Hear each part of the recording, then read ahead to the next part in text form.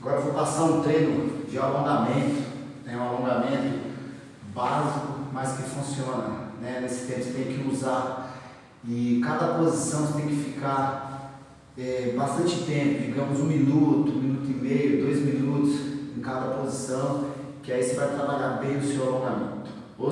Vamos começar mesmo aqui, alongamento básico de perna, abrir a perna o máximo que puder, desceu, tá bom? O máximo que puder, forçou, segura aqui 1 minuto, depois senta para trás, mantém a perna aberta, lateral, perna direita, cabeça no joelho, encosta, segura 1 minuto, trocou de lado, esquerda, cabeça no joelho, segura 1 minuto. Aí vem para frente, encostou o máximo que puder, testa no chão, segura 1 minuto.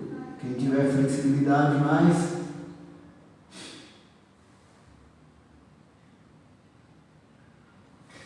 aí voltou durante 1 minuto, juntou as duas pernas, né? Pega na ponta do pé, cabeça no joelho, segura durante 1 minuto, o máximo que puder, isso. Deu 1 minuto, junta, borboleta. Primeiro você relaxa, depois você encosta a sua testa no